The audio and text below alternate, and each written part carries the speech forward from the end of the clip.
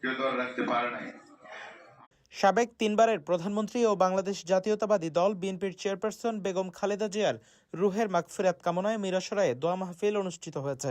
শনিবার ৩রা জানুয়ারি বিকেলে উপজেলার মিঠাছড়া উচ্চ বিদ্যালয় হলরুমে চট্টগ্রাম উত্তর জেলা বিএনপির সাবেক যুগ্ম আহ্বায়ক নুরুল আমিনের উদ্যোগে এ দোয়া মাহফিলের আয়োজন করা হয়।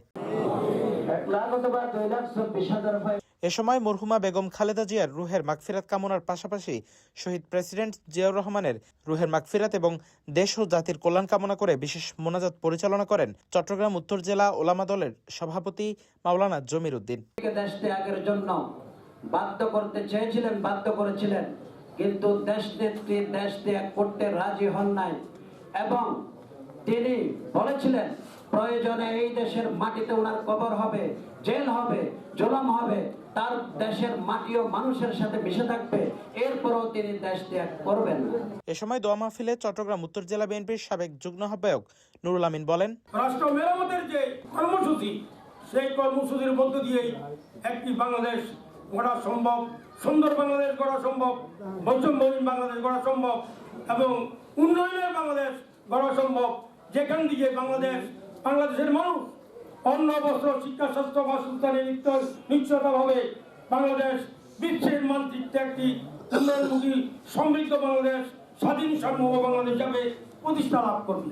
দোয়া মাহফিলে বক্তব্য রাখেন উপজেলা মৎস্যজীবী দলের সাধারণ সম্পাদক আহসানুল আনোয়ার চৌধুরী মুন্না, মিরসরাই পৌরসভা বিএনপির আহ্বায়ক জামশেদ আলম, সদস্য সচিব কামরুল হাসান লিটন, মিঠানালা ইউনিয়ন বিএনপির আহ্বায়ক রেজাউর রহমান চৌধুরী, চট্টগ্রাম উত্তর জেলা ছাত্রদলের সহ সাংগঠনিক সম্পাদক তরিকুল ইসলাম বাবুসহ বিভিন্ন ইউনিয়ন বিএনপি, যুবদল ও ছাত্রদলের নেতাকর্মীরা। আপসীর নেত্রী আমাদের খালেদা জিয়া, ওনার সাথে যেভাবে আপনারা চলে আসছেন, দীর্ঘ জীবন ওনার বর্তমান প্রজন্মের ভিতরে ওনার ছেলে আমাদের নেতা চেয়ারম্যান তারেক রহমান, ওনার নেতৃত্বে বর্তমান 17 বছর পরে যে নির্বাচন নিয়ে কিছু কথাবার্তা বলবেন।